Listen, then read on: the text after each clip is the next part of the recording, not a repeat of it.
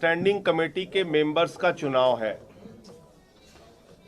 चुनाव से पहले वो भारतीय जनता पार्टी जिसको दिल्ली की जनता ने बुरी तरह पराजित कर दिया, वो भारतीय जनता पार्टी जिसके खिलाफ दिल्ली की जनता ने जनादेश दिया, 15 साल के उनके कुशासन को खारिज किया, हराया, वो भारतीय जनता पार्टी खूनी खेल एमसीडी के सदन में कर रही है।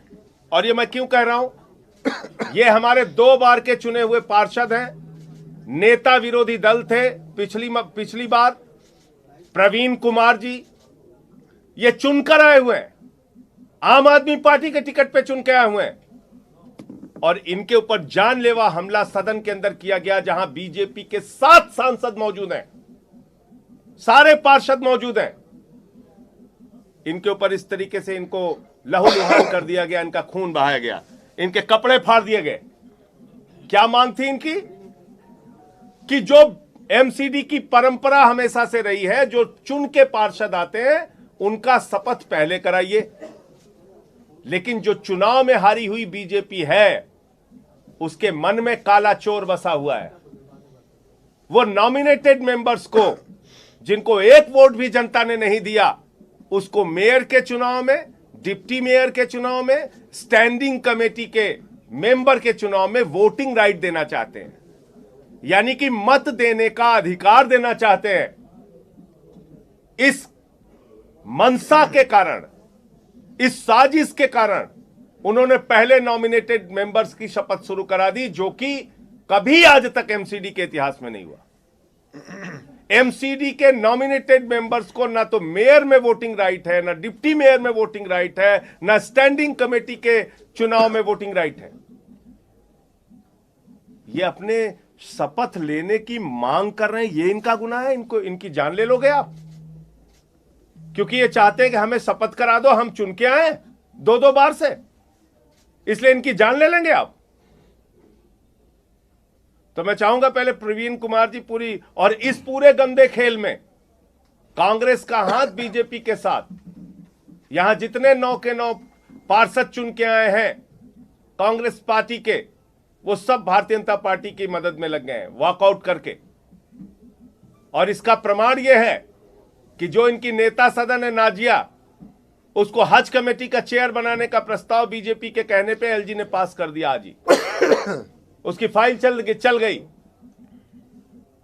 50-50 लाख रुपए में एक पार्षदों की डील हुई है, 4.5 करोड़ रुपए में डील हुई है। इन सारे सवालों का जवाब देना चाहिए, सामने आके देना चाहिए।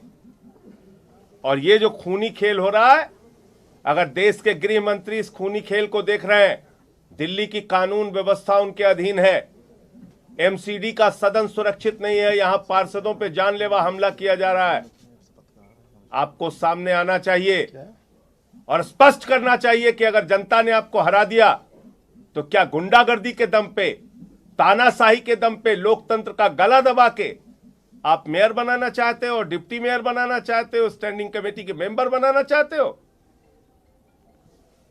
तो इसलिए मैं चाहूंगा प्रवीण जी अपनी बात आपके सामने रखेंगे, फिर सौरभ भाई।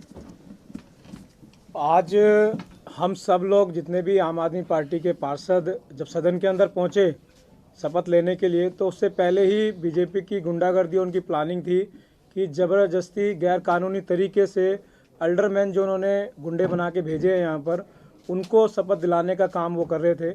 उसके ऊपर हम लोगों ने, मैंने खुद वहाँ पर ऑब्जेक्शन किया कि हम लोग चुने हुए पार्षद, और आज तक कभी भी कॉरपोरेशन के इतिहास में ऐसा नहीं हुआ कि चुने हुए को बाद में शपथ दिलाई जाती है। हमेशा जो भी अल्डरमैन बनते हैं उनको बाद में शपथ दिलाई जाती है। मैं दूसरी बार सदन के अंदर चुन के आया हूँ, तो उन्होंने इस बात का जब मैंने विरोध किया, तो जितने भी अल्डरमैन जो थे वो सारे के सारे, और जो इलेक्टेड पार्षद थे और जो वहाँ पर सांसद थे बीजेपी के, सब लोगों ने मुझ पर हमला किया। जिससे शपथ लेते हैं, जिस मोमेंटो से, वो मेरे ऊपर उन्होंने मारने की कोशिश की और मारे उन्होंने। मैंने हाथ लगाया, मेरे सर पे भी लग सकती थी चोट। उसके बाद उन्होंने मेरा गला दबाया और मेरे सारे कपड़े फाड़ दिए। कम से कम भी 25 से 30 पार्षद और सांसद मिलके मुझे अकेले को जिस तरीके से उन्होंने हाथापाई की है, वो बहुत गलत है, इस तरीके से नहीं करने चाहिए। मैंने बोला भी सांसद साहब को कि ये पार्षद है, आप लोग उनको समझाओ कि इस तरीके से नहीं होना चाहिए सदन के अंदर। फिर भी सांसद जितने भी थे उनकी रेस्पॉन्सिबिलिटी बनती थी कि उनको मना करना चाहिए था, बट उनके साथ मिलके वो सब लोग मेरे साथ हाथापाई कर रहे थे वहाँ पर, और बहुत ज़्यादा चोट लग सकती थी, बहुत ज़्यादा चोट लगी भी है, बहुत ज़्यादा ब्लड आ रहा है, सारे कपड़े फाड़ दिए। ये बीजेपी की गुंडागर्दी है। सौरभ भाई अपनी बात रखेंगे अब। सौरभ भाई आ जाओ। देखिए, एमसीडी के बहुत सारे जर्नलिस्ट और रिपोर्टर यहाँ पे हैं। मैं चाहूँगा कि ये बात आप खुल के दिल्ली वालों को बताएं कि नॉमिनेटेड काउंसलर कभी भी सदन के अंदर वोट नहीं डालते। मेयर के इलेक्शन हो, डिप्टी मेयर के इलेक्शन हो, या हाउस से जाने वाले स्टैंडिंग कमेटी के मेंबर हों, इसके अंदर नॉमिनेटेड काउंसलर्स के वोट वर्जित हैं, प्रतिबंधित हैं। ये नहीं हो सकता। अब बेईमानी करके भारतीय जनता पार्टी एमसीडी पे कब्जा करना चाहती है। हम ये बेईमानी नहीं होने देंगे। एक महोदय मुझसे पूछ रहे थे, कह रहे थे कि अगर वो कर भी रहे हैं तो क्या आप डर गए? मैंने कहा भाई ये तो बड़ी अजीब बात है। इंडिया पाकिस्तान का मैच है, 11 खिलाड़ी पाकिस्तान के आउट हो गए, वो 11 और ले आए। कह रहे नहीं हमारे तो 22 आएंगे। और कमेंटेटर कहे क्यों जी, क्या इंडिया डर गया? हम कह रहे भाई ये क्या बात हुई? जो नियम होगा वो नियम से ही तो चलेगा। ये तो फिर 11 और आउट हो जाएंगे, कहेंगे 11 और आ गए, हम हमारे 33 लड़ेंगे। फिर वो कहेंगे क्या इंडिया डर गया पाकिस्तान से? तो बेईमानी से तो हर आदमी डरता है, कौन नहीं डरेगा बेईमान से और बेईमानियों से? तो ये बात डरने की नहीं है, ये बात उसूलों की है।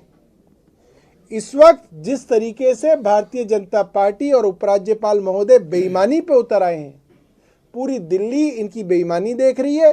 और जो गुंडागर्दी की है, जो जानलेवा हमला हमारे भाई प्रवीण पे किया है, ये गुंडागर्दी नहीं चलने देंगे। हम कांग्रेस नहीं है, ये आम आदमी पार्टी है।